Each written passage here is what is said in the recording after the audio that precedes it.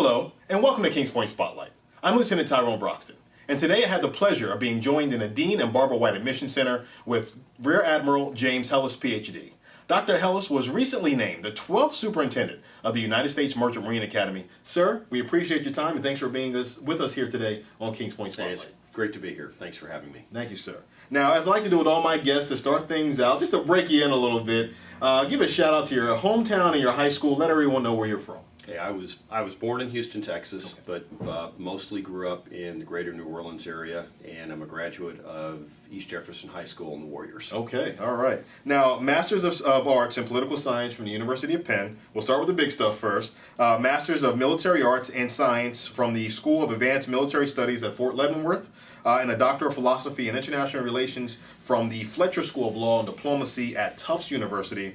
All that to ask, what is it safe to refer to you as? Is it Dr. Helis? Is it Rear Admiral Helis? I know some people call you Colonel Helis. What do you like to be called around here? At this point, I prefer to be referred to as Admiral Helis. That's the title that goes with the position of superintendent. Roger that. Okay. Now, you attended the United States Military Academy at West Point, 1979 graduate, commissioned infantry officer, served 32 years in the Army, advanced to the rank of colonel, recently retired from active duty service, and you have two sons that attended service academies. Corbin is a 2011 graduate of West Point, and now you have Ian, currently a plebe candidate, aka freshman, at Kings Point, class of 2016. Now, as a graduate and parent, speak on the service academy experience and what makes it special.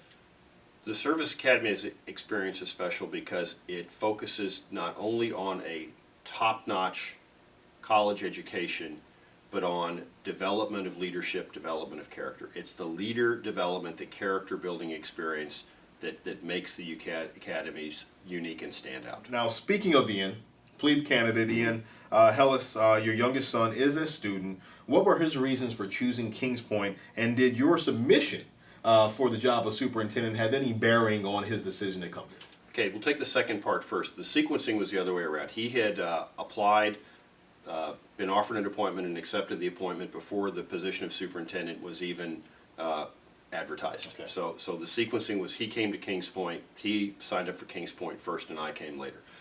How his choices, you probably should ask him directly himself. What I can tell you is he's interested in a career at sea, in the maritime profession. He visited Kings Point, was very impressed with the people, the quality of the programs, the sea year, which is unique to the academies. It was very attractive to him. And then the flexibility of options for fulfilling his service commitment upon graduation in any of the armed forces or in the Naval Reserve while sailing in the shipping industry. That flexibility was also very attractive. All right. Now we have to give Corbin some love as well. Yes. Graduated in 2011 from West Point, your alma mater. Yes. What was his military operational specialty upon leaving? He was part of a small number in his class, about 17 or 18, who were allowed to go directly into medical school. So he's just starting his second year of medical school en route to becoming an Army surgeon. Okay.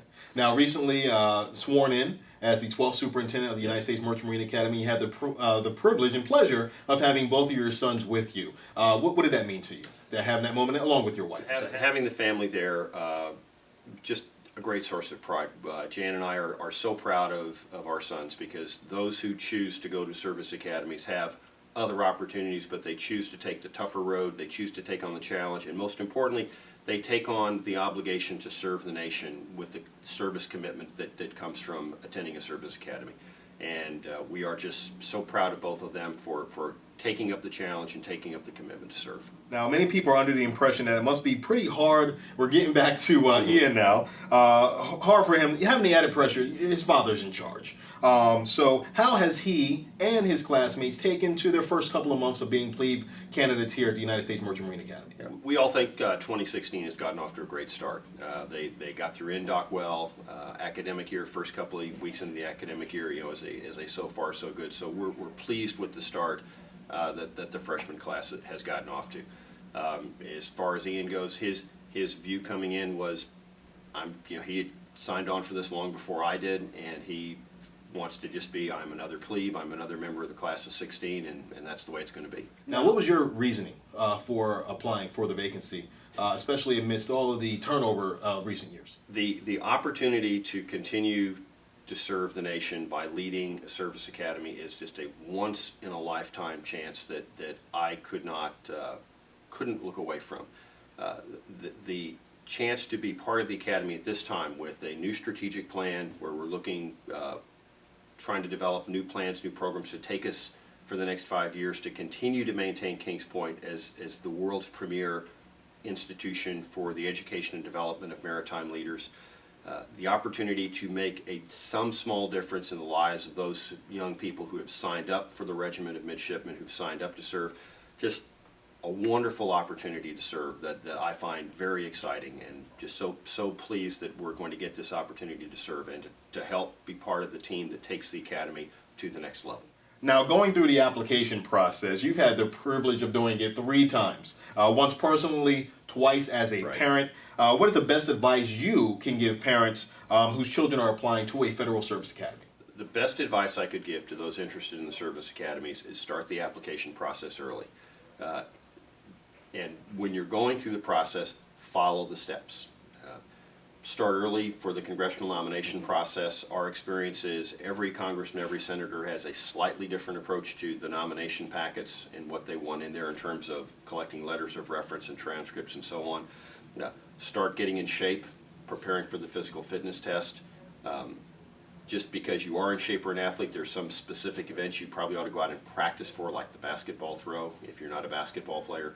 And follow the process, as closely to the letter as you can. The process is designed so that you can present yourself to both your nominating sources and to the academy in the best possible light. So start early and follow the process and pay attention to the details as you go through it. To your family, you and your wife, Jan, Mrs. Helis, have been on campus for about a month or so now. Yeah. How has the transition been for the both of you? We're very excited to be here. This is just a great place. You walk around the campus, you see the midshipmen to and from class, at colors in the morning, at parade for lunch. There's just so much excitement and energy here. It's a great place to work and live. Having spent several, just had our 30th wedding anniversary, and the Congrats. moves we've made in the military. We're used to this moving in the transition process, and it's always exciting to get to a new place, but this is a very special place, and we're just so pleased to be here. Awesome. Now, getting to the specifics of your career, Army Ranger, Master Parachutist. How are your knees, by the way? They're pretty good? These are good. I went out about 4.5 miles this morning, so still can put the mileage in running. Awesome, awesome. Now, Department of Peacekeeping Operations in New York City, so you have spent some time in the city prior to. Several commands, veteran of the war in Afghanistan, served several years as chairman of the Department of National Security and Strategy at the U.S. Army War College, and I believe that's in Central PA. It's in Carlisle, Pennsylvania. Yes. Okay, Carlisle, PA, yes, sir. And then your most recent post. I had a chance yesterday to see one of your, addresses to some students. You were referring to, the in and out strategy in terms of Iraq and Afghanistan, which is on YouTube. Very interesting stuff. Speak a little bit about your position as the chair of the Department of National Security and Strategy at the Army War College. Sure. The Army War College is the capstone leader development program within the United States Army. It's professionals in the 20th and 22nd year of service. The student body is composed of officers from all services and from senior government civilians from Department of Defense, Army, State Department, some of the intelligence community. It's a senior level leader development program. Our department was responsible for the teaching of strategy, government, policy making, public policy, regional studies.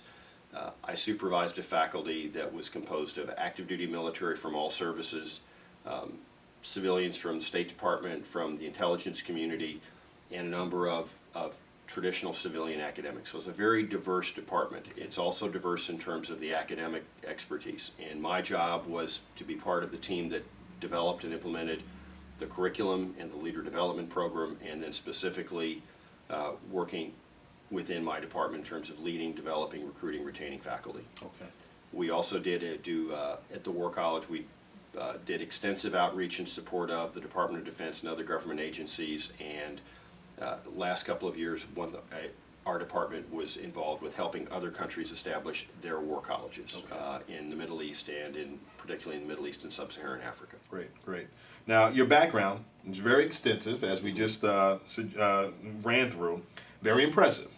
Some stakeholders, upon the initial announcement that you were going to be the 12th superintendent of the Merchant Marine Academy, expressed some concern, and understandably so, about the lack of maritime industry ties. What will you do personally to become more familiar with leaders of maritime-related industry? The first I would say, if you want to learn about the maritime industry, there is no better place in the world than Kings Point. If you look at the faculty and staff and the breadth and depth of experience that they bring to bear, everything from engine design to watchkeeping to law and policy, this is the best place to learn. So I'm surrounded by the world's foremost experts in maritime issues. So that's the first place I'm going to get the learning, is just from being in the environment here with the best of the best. Second is, as we get more settled in here later in the fall, I plan to start doing some travel, visiting with alumni groups throughout the country, and we'll use those as opportunities to directly interact more closely with leaders in the maritime industry. During your time in service, you traveled to the likes of several countries, and we'll run off a few for you. Belgium, Germany, France, Canada, Haiti, Japan, Korea, Sweden, just to name a few spots. Now, The nicer, you listed the nicer. I listed the nicer places, of course. Now, midshipmen here at the United States Merchant Marine Academy get the opportunity of traveling to some exotic locations like that during their sophomore and junior year, which is the sea year, working on a variety of vessels. Now, when it comes to leadership, how important is it to be worldly and have that personal experience of being abroad? The world is a smaller place. Globalization has brought us all together globally. And for those who are going to be leaders in the world, in whatever profession, whatever industry, you're going to have to be familiar with different cultures, different countries, different parts of the world. Particularly if you're going to be involved in the maritime industry, which is a truly global industry that touches every country in the world, is critical to our national economy. You have to understand the world in which we live and in which they will operate. And the Sea Year provides the students the opportunity, not only the hands-on experience aboard ship, but the chance to see the world and experience different cultures. Talking to midshipmen, one of the favorite things they come away from the Sea Year is how many different countries I've visited, how many different cultures I've seen that I never would have seen had I not had the opportunities that Kings Point's provided at a very early age in life. So our midshipmen are going to graduate much more worldly with a much better appreciation of global culture and the diversity of global culture through the Sea Year experience. Now, I've had the privilege of sitting on a strategic planning committee over the course of the last several months, along with many of my colleagues here at the Academy, our colleagues, that is. The 3 to 5 year plan for the Academy finally made official about, let's say 3-4 weeks ago, I guess you can say. It's available for everyone to view on the Academy website. Now that the planning stage is over, execution is key. Absolutely. The action plan. So what measures are going to be taking place for those objectives to be developed now that we have everything on paper? A couple of steps we're taking that are already underway. Within a few days, we're going to have a town hall meeting here on campus to review the strategic plan, to get input now that the strategic plan is in place, and to inform the Academy community of what our next steps are going to be. At this point, we're developing action teams who will be responsible for components of the strategic plan. There are 5 major goal areas in the plan with different objectives under them. We're forming these action teams that will take on limited numbers of these objectives to develop, first off, the milestones. When are we going to do execution? How will we execute? And then into the process of how we will be assigning resources, principally budget, to accomplishing those. So we're in the process now of developing of putting together the action teams that will be implementing the strategy. Okay, all right. Now, in order to remain considered the best maritime school in the world, strong academics is key. A cutting-edge training, top priority. What is your philosophy on academics, being an academic yourself, and what measures will we put in place to keep Kings Point at the top? Academics is one of the pillars of any service academy education, and certainly critical here. It provides the students with the skills that they will need, not only for the immediate jobs they'll go to after graduation, but we're also hoping to impart to them the problem solving, the critical thinking, the communication skills that will make them leaders in their industry for life. So academics is absolutely crucial to the Academy's mission producing exemplary leaders of character for the nation. As to what we're doing right now, we're undergoing the completing a complete curriculum review that will be incorporating the new 2010 standards for training certification for watchkeeping, which are the requirements that our midshipmen have to meet to sit for their Coast Guard licensing exams prior to graduation. So we'll begin implementing that curriculum in the summer of 2013, which again will take the curriculum to another level and ensure that it stays current with current industry standards and practices. Now, 32 years in the Army. You've experienced working alongside men and women of all backgrounds. 30 years in the Army. 30 years, I apologize. 30 years, yeah. Don't want to add a couple more on there. So 30 years in the Army. Experienced individuals of all backgrounds in terms of command and whatnot. Overall importance, your overall take on the importance of a diverse student body, a diverse faculty, and a diverse staff. Diversity is key. The service academies serve the nation, and the service academy should, to the extent that we can, reflect the diversity of our great nation. It's important that the students are exposed to this diversity in their everyday lives, because that's what they're going to encounter when they move out into their professions after graduation. And so we have to be able to reach out to all audiences to make the campus, the regiment of midshipmen, the faculty, the staff, have the best diversity. And we're looking for diversity in terms of geography with the midshipmen. We're looking for folks from all over the country.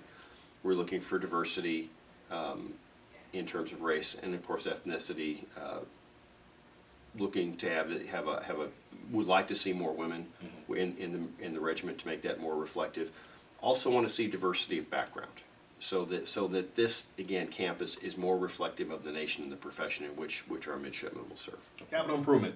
A big Correct. thing, Yep. big talk about campus, obviously, and things have taken place over the course of the last several years that I've been here. There have been some improvements, but obviously many more need to be made. Now, Mallory Pier is one of the the next major projects on the docket. Do you know when construction on the new pier will get underway, and when can the Academy expect its newest training ship to arrive?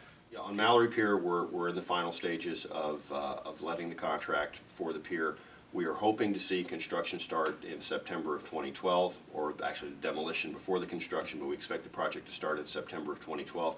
And it's a lengthy project. It's a major undertaking. It'll give us a state-of-the-art pier. It's going to take over a year to complete. Okay. But we expect it to get underway this fall. New training vessel. I mean, just yesterday it was officially announced that the NASA's Liberty Star will be transferred to the Academy to be our new training vessel. Great technology, has dynamic positioning system aboard, enhanced towing capabilities, will really improve our abilities to train and develop midshipmen in their maritime skills. We're hoping to get the ship here late September, early October for some initial orientations for our staff and the team. It will then go into dry dock later in the fall, so we can make some increased accommodations as a training vessel, particularly berthing, so we can have more midshipmen aboard. We hope to have it here full-time up and running as a training vessel, renamed the King's Pointer, and it will be renamed the King's Pointer probably in January of 13. That's what we're looking at now. And now, being that it is a NASA ship, will there be any inner workings with NASA and our midshipmen? There are provisions that the ship can be available on call for certain NASA missions, and so there would be the opportunity for our midshipmen and our staff to participate in some NASA ocean-going recovery missions. Wonderful. That potential is there, which would be a great experience for them to interact with NASA's technicians. Wonderful, good stuff. Now, the fluctuation of leadership over the years has lessened morale to some extent amongst faculty, staff, and even midshipmen. Now, have you been made aware of this, and what measures will be taken under your leadership to restore morale? Your morale is critical to any great institution, and I'm always going to be looking for steps to how can we increase and improve morale. We're trying to establish programs to improve morale amongst the midshipmen. Land Hall has been going through some repairs to the Midshipmen's Recreation Center, tapped the regimental leadership. What are ways that we can make Land Hall a more attractive facility that better fits the needs of the midshipmen? That's a step we're taking in the short term. I think the capital improvements with the continued renovations in the barracks, we're starting Rogers Hall as we speak. That's going to be a morale enhancer as we continue to upgrade the quality of life of midshipmen. We're going to be undertaking a major renovation of Delano Hall, the mess hall, the dining facility, complete renovation of the kitchen facilities, which should improve the quality of food service. These are the kinds of things that we're doing that tie the capital improvements and the strategic plan into focusing on the improvement of morale amongst midshipmen. Now, big question here. Obviously, we have 23 intercollegiate athletic programs, a lot of sports teams for a relatively small school, a little over 1,000 students here at the Academy. Are you a sports fan? If Yes, so, absolutely. That's good. Very, very good. Now, what sports, I guess, tough question being that you're the superintendent. I'm sure you'll be at them all, but what is your favorite sport, if there are any, and your thoughts on the importance of intercollegiate athletics? As far as the academy, my favorite sport is the sport that we're going to be playing today, and I've told the athletic director I have a goal of getting to every team at some point during the first year. Okay, so that's the target. They're all important. Role of athletics, fitness and wellness are important for leaders. If you're fit, if you're in good shape, you have better cognitive skills, you think better, it'll improve for the midshipmen here your academic performance, it improves your physical, your mental endurance, the clarity of your thinking.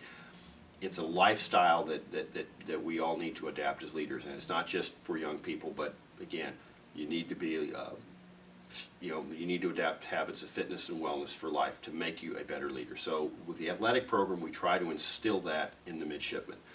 The athletic program, the formal sports program, also gives midshipmen opportunity to represent their academy in other venues. It should be a source of morale. It should be a source of pride to be able to compete and represent Kings Point around, in other venues at other universities. It's also an opportunity for leader development for the captains of the team working together. It enhances teamwork. Obviously, working in the huddle or coming out of the break together. And also allows the midshipmen to expand their network of associations and friendships. There's a natural drawing to your company, a natural drawing to your class. Your athletics, again, gives you a further network, so you get to know more people. And when you go out of here, you've got a broader network that you start off with when you move out into the maritime profession. Okay. Now, your allegiance is understood being of West Point. Yes. Do you think Army has any chance to beat Navy this year? Absolutely. Absolutely we do. All right. Well, we'll leave it at that. We'll talk in a few months and see what happens. We will. Okay. Speaking of rivalries, now as superintendent, I assume that you're thrust right into jumping on the bandwagon of the Beat Coast Guard rally here at the Academy. Merchant Marine Academy, Coast Guard Academy rivalry. Pretty intense, and I guess you'll get indoctrinated to the first one with Merchant Marine Coast Guard weekend coming up in a few weeks. I believe we're going to New London this year, so football, volleyball, and soccer all in competition on that Saturday. How excited are you to kind of experience that? I'm really excited. It's the beginning of the season, 8th of September this year. We'll be at New London, so we're going to go to their house, but we're going to bring home the Secretary's Cup. Sounds good. Bring it home. Sounds good. We're really looking forward to it. Now, last but not least, the 12th superintendent of the Academy. No chance we're going to have the 13th anytime soon. I am looking forward to a long tenure. The strategic plan's a 5-year document, and I'm looking forward to, we're all, Jan and I are looking forward to a long relationship and a long stay at the Academy. Tremendous. That's what we're looking forward to. Well, we appreciate your time. Thank you. And congratulations on the post. Thanks very much. Thanks a lot for being with us today. Thanks for having me here today. Yes, sir. Appreciate it. Yes, sir. And that concludes this edition of Kings Point Spotlight. For all of us in admissions, I'm Lieutenant Tyrone Broxton. Until next time, acta non verba, and go Mariners.